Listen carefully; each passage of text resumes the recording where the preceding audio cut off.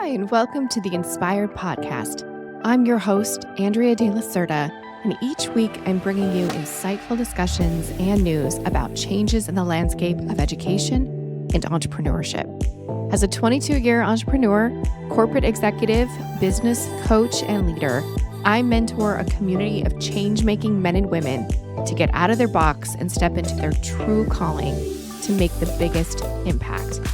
I believe that increasing conflict that we're seeing in the world now is a sign of the need for systemic change and a call also for authentic feminine power and passion to help make that happen. In this episode of the Inspired Podcast, we're unpacking why work-life balance is so difficult for women entrepreneurs and why it's absolutely essential to our mental health, happiness, and long-term growth and success of our businesses. Balancing the demands of a business with personal commitments can feel like an impossible task, and the statistics back it up. Studies actually show that 70% of women entrepreneurs report feeling overworked, compared to just 50% of their male counterparts. With expectations to do it all, many women entrepreneurs manage a larger share of family and household responsibilities, which really adds to the struggle. For instance, even in dual-income households, women perform nearly 60% of the domestic and caregiving duties, creating additional pressure to balance personal and professional lives. And the toll of this imbalance is real. According to the American Psychological Association, women are nearly twice as likely as men to experience chronic stress related to work-life conflicts. And perhaps most concerning, research from the World Health Organization links chronic stress and lack of balance to higher rates of anxiety, burnout, and even long-term health issues.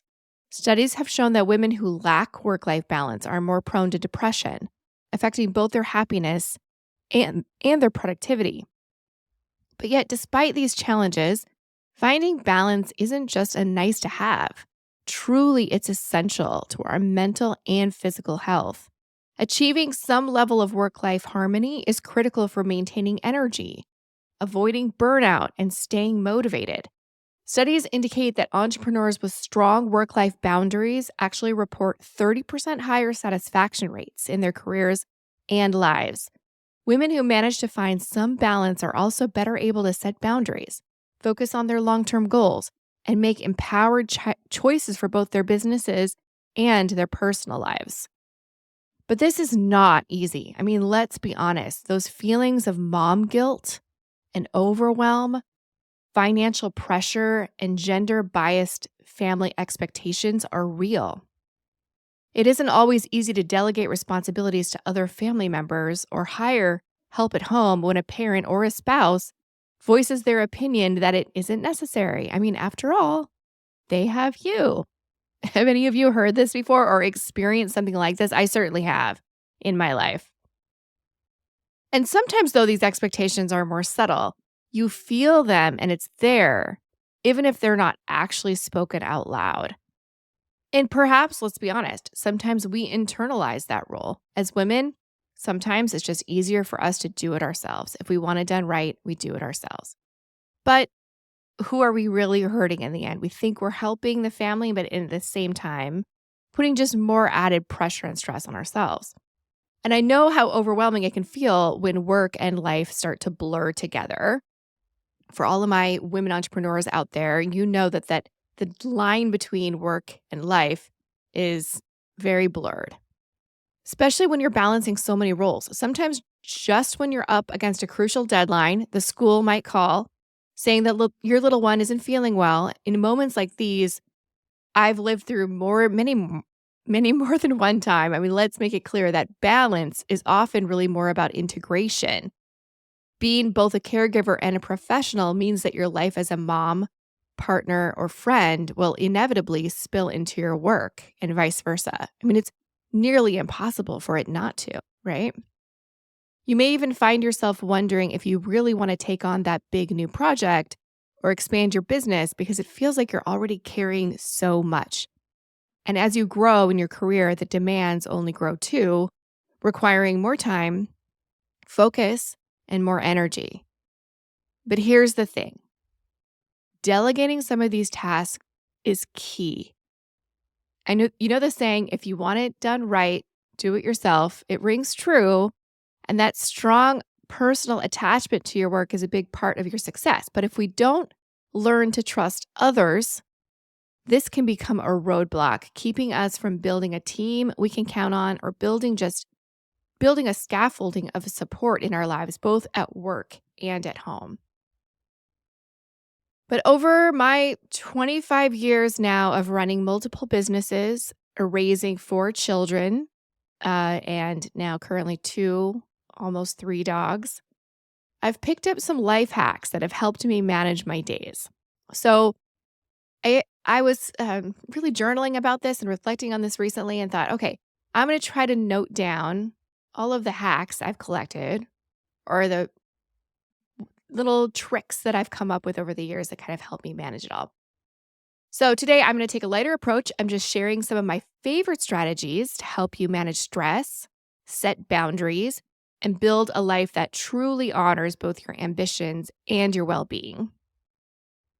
So if you're ready for a refreshing take on work-life integration, stay tuned because in fact, today I'm giving you just a sampling. So this isn't all of them, of my many hacks to help you better manage your day with grace and with ease. Okay, let's go. Number 1, grocery delivery and meal prep once a week. I don't know what we did before Instacart and all the food delivery options that are out there now. I just don't know how we managed. But over the years, meal prepping was very big when meal delivery or grocery delivery was not readily available. And now we have both. If we have the ability to order all of our food on the weekend, prep it for the week so that you always have healthy snacks in the fridge, healthy snacks for the kids. Everyone, there's no searching for snacks that are not good for you. You have a better chance of eating healthier in the family too. So that's one. Also, some of the meal delivery services like, Blue Apron or Green Chef or some of those I have also used. And as soon as they first became a thing, I think this was maybe back in, oh my gosh, I'm aging myself, but I think this was like Blue Apron. I think I first learned of in like 2011. It's like, I am all about it. Here's another one, batch cook and freeze meals. So make some double portions and freeze them for quick future meals. So you can do that while you're meal prepping. Rides for the kids. I don't know if you feel this way or ever have, but I felt that there was a good 10 years there or 15 years where I was just a glorified chauffeur. And let's be honest, depending on what their activities look like, what their school schedule looks like, sometimes even the kids didn't have the same school schedule. So I was in the car all the time, back and forth. Scheduling rides for the kids. I used to use Hop Skip Drive. They're still around. They do background checks. They make sure that these drivers are safe for your children, and they're specifically looking to serve moms with kids and helping to support rides to and from school, to and from activities. Totally highly recommend them. If they offer service in your area, that is something to consider. Here's another, carve out more quiet. I do this in the morning. I have an Insight Timer, which is an app on my phone. It gives me a reminder every morning around 7:15. It reminds me to meditate, stay focused, do a little journaling, but taking just some quiet in my brain for just 15, 20 minutes can really set the stage for a day that's just when I can clear out my brain for the things that just don't matter in that moment. So that really helps me. Time blocking the day. If you have an active calendar that you use to manage your weeks, blocking out what you're going to get done in the day and then sticking to that, making sure that you're protecting that time. So if every morning is you carve out for some quiet time and meditation, then that's blocked in your calendar and that calendar is protected. So we can talk all about time management another time, but that's just a quick trick. Create a small, simple home workout space.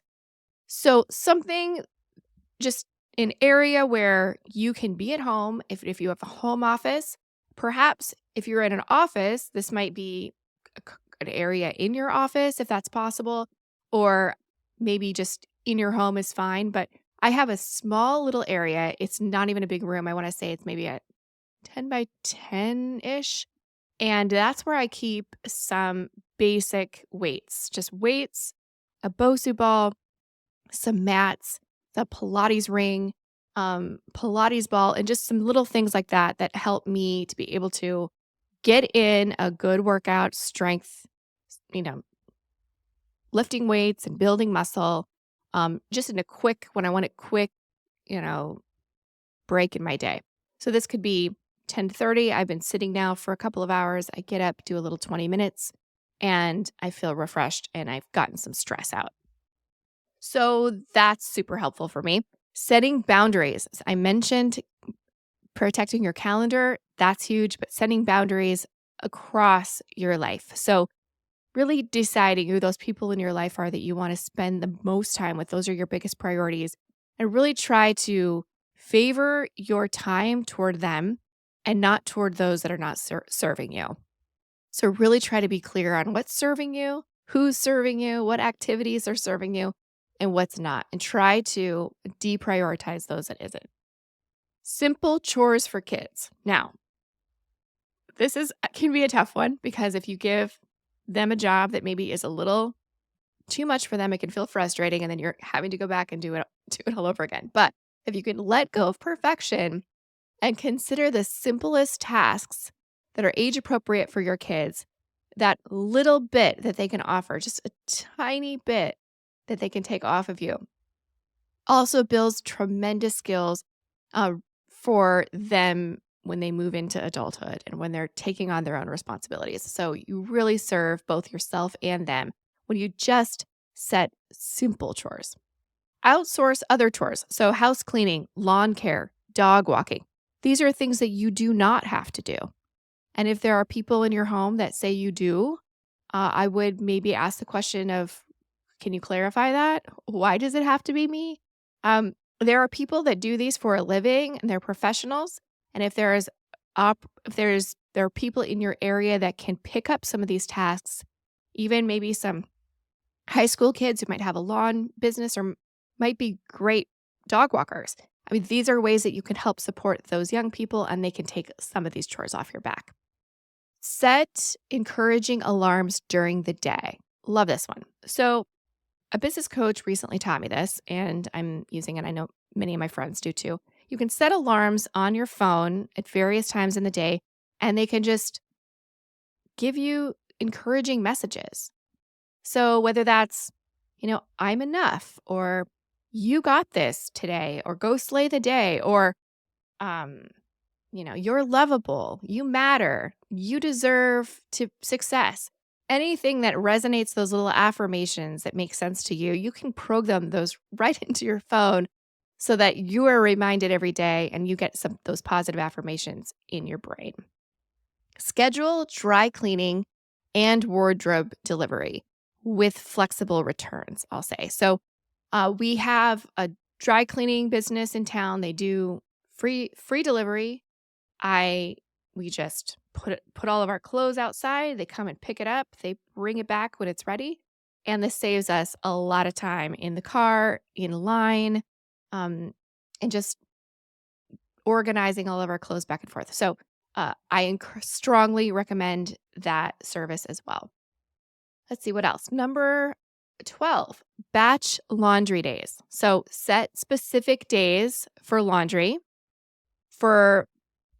We do it a couple times a week, but definitely Saturdays or Sunday is our laundry day. And you can add some entertainment to this too. This has been like a game changer for me. So while I'm doing laundry, folding laundry, putting laundry away, and all the steps in between, I just put on my favorite podcast and it just feels I'm being entertained. It's super easy to do this task while you've got your headphones in, and you can walk around the house and do what you need to do while you're enjoying your favorite content. So love that hack. I do that all the time. Also, this goes for any house cleaning chore or any any domestic chore. You could add a podcast to it. Make it a little more fun, at least. Block family time each day. So this one does get challenging, especially as the kids are getting older. They have their own schedules. And so finding time where everyone can be together and you can just really protect that time. Some might be frequent when the children are young, and then might be less frequent, as they get older. But what you can, however much the family can commit to, it's setting aside, protecting that. This is this Saturday, we're going to be doing an all-day excursion together, and everyone's on board. So setting those times in advance.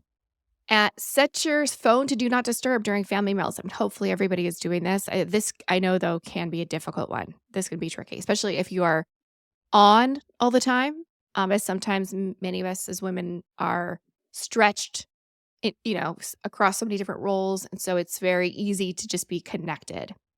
But try to disconnect just during family meals if you can. Keeping a gratitude journal. This has changed my life. I'd always heard of this. People had always recommended it to me. And I thought, yeah, of course, that sounds like a good idea. I mean, it doesn't sound, gratitude journal. Great. Everybody should do it. But I did not realize until I started doing it how this was a game changer in myself, my own life, my outlook on my life, and my business. I cannot say enough about it. Think about when you put pen to paper and you're writing and you're thinking these words that are grateful, like grateful for this day. I'm grateful for this office. I'm grateful for this business. I'm grateful for my family. And as you're writing all of these positives in your life, your brain is reassessing. Neural pathways are changing toward the positive and not so much the negative. So that in of itself was a game changer for me. Let's see. Number 16, use a shared family calendar. We have Google Calendar, super easy. We just can add everybody to that. It's free. It's great. I'm sure there's other ones out there too. And if you are using one that you absolutely love and that's perfect for family organizing family schedules, please send it to me because I'd love to share it also out with others and we can include it in our episode notes. Use Amazon wish lists. So what I try to do is at any moment you realize that your kids are asking for something, or they might, maybe you could benefit from something in your home office, but you're not really ready to make the decision, or you want to upgrade that Roomba to the next model, whatever it is. Like when you think about it, put it into your Amazon wish list. No need to buy it, but it's in there. It's in there. And when you're ready, you can. I love to do this ahead of the holidays. So around, August, September, October, I'm not really ready to be purchasing gifts for the holidays because depending on return policies, like sometimes it's a little too early, but I will put them all into my Amazon wish list so that at least as I'm thinking about what people might like, it's in there. So when I'm ready to buy, it's all there. Map sleep cycles on a daily basis. So if you have an Apple Watch, if you have a Fitbit, if you have something that is tracking your sleep, this is super helpful. When you think about your motivation and your productivity during the day, not getting enough sleep can derail you so fast. So prioritize it and map. If you map it and you can see, when you're getting it and maybe nights that you're not, it can help you at least be more aware of when perhaps nights you need to turn in early. Don't overschedule. Cannot reinforce this enough. This one is one I struggle with because I always have the best of intentions at the beginning of the day to get all of those 10 items done when really realistically 5 would be maximum. So try to keep that in mind when you're scheduling. Try not to overschedule. If you do and you're not completing everything, it might just mean that you need to really scale back on everything that you're expecting yourself to do on any given day. Remember that our life, this is about work-life integration. Work-life integration means that there's a real blurred line between your work and your personal life. So when you're overscheduling, it's difficult to, you're setting yourself to let yourself down on any given day, right? Because personal things happen with the kids, and it's hard to anticipate those things. But overscheduling might make you feel like you're not doing enough and you're not good enough. And that is absolutely not the case. So try to not overschedule. Utilize remote security locks for convenience and peace of mind. This has been really great. Whenever someone is if I need help with the house, say the plumber is coming or I need to let somebody in, I can let them in digital or remotely. Same for my kids if they get locked out, or it's just been extremely helpful. So if you don't have those security locks that have the little camera that you can just use it from your phone, lock and unlock, it's great. Have medications and supplements delivered. All of this is possible now. It's just great. Anything you can do to have delivered, I should just say, medications and supplements or groceries or, beverages or anything, whatever you can get delivered, get delivered. Plan dates with your partner and block time with your friends and family in advance. And remember, set boundaries too. You don't have to meet with everyone, but who are those people that are the closest to you in your life, and prioritize them and plan those dates in advance. And start each day by identifying your top 3 priorities. I do this in the morning in my journal. It'll ask, what are the 3 things that you are focused on today? And it's not 10 and it's not 5, it's just 3. And 3 at the beginning of the day feels focused and feels 100% manageable and even energizing. So I would just challenge you, if you can just identify 3 priorities or 3 intentions in the beginning of the day and leave it at that and just see how you feel. So here's some of my hacks. I think I gave you about 23 of them. I have many, many more. So if you're wanting some more ideas, you can find a link to the free guide that's in the episode notes. Each of these hacks, it can help streamline your daily life. It might create more work-life harmony, maybe reduce stress in managing both work and personal responsibilities. So as women and the many roles that we play on any given day in our lives, being able to integrate all of these roles together in a way that is supportive of us, our mental health, our physical health, our emotional health, is the only way we can harmonize work and life. So that wraps up this episode of the Inspired Podcast. I hope today's discussion has given you some new perspectives on the work-life balance challenges women entrepreneurs face and the importance of finding those strategies that bring harmony, not burnout, to our lives. Balancing your ambition with your personal commitments is not easy.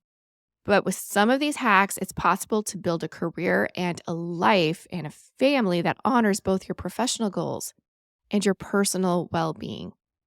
Remember, the journey to balance, it's ongoing, and sometimes it's less about doing it all perfectly, and it's really more about creating a sustainable rhythm that supports your mental health, happiness, and growth as a person and for your business. So if today's episode resonated with you at all, please take a moment to subscribe, leave a review, share it with others who might benefit. You can also find more tips, tools, and resources in the episode notes to support you on this path of going beyond burnout. Thank you for joining me, and I look forward to our next conversation as we continue to explore ways to empower ourselves, stay inspired, and make a meaningful impact in our lives. Until next time, remember to celebrate those small wins, honor your boundaries, and keep challenging those limits. Take care and stay balanced.